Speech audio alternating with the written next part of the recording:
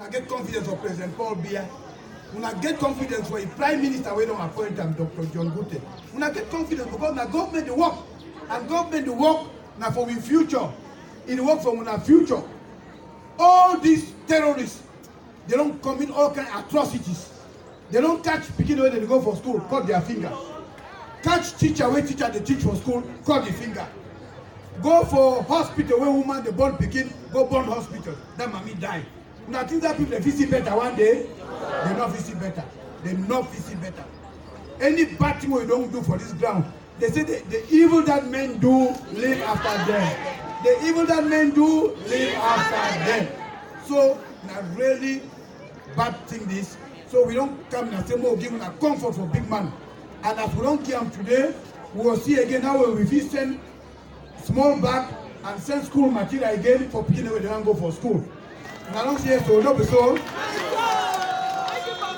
Monsieur le gouverneur de la région de l'Ouest, monsieur le préfet, et leur majesté, les chefs traditionnels, je voudrais d'abord commencer, je voudrais d'abord dire merci à monsieur le maire qui depuis 1 an a mis en place un bon mécanisme pour accueillir les déplacés internes des régions du Nord-Ouest et du Sud-Ouest. Je suis là aujourd'hui parce que le chef de l'État, son Excellence Paul Biya, m'a chargé de venir distribuer les dons aux personnes déplacés internes qui vivent dans la région de l'Ouest. Hier, nous étions à Bafoussam, nous étions à Tchang et aujourd'hui, nous sommes ici à Fumbot. Alors, le président de la République est très soucieux des difficultés que vous rencontrez. Mais sachez que ces difficultés, c'est les terroristes qui ont trompé les gens.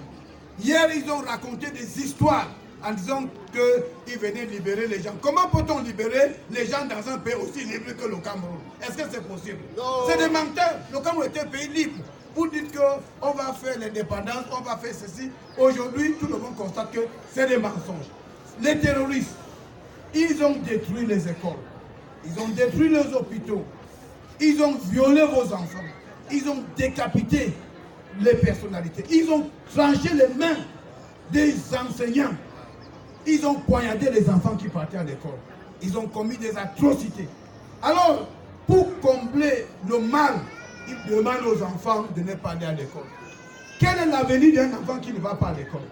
Est-ce qu'ils peuvent... Et cependant, ils sont en train de prêcher le boycott. À Yaoundé, les enfants vont à l'école. À Douala, les enfants vont à l'école. Dans toutes les autres régions, les enfants vont à l'école. Et demain, dans les autres régions, ils auront des docteurs, ils auront des pharmaciens, ils auront les ingénieurs de ponts et chaussées, ils auront des professeurs d'université. Et les deux régions n'auront rien. Et ça, c'est la meilleure façon de marginaliser un peuple.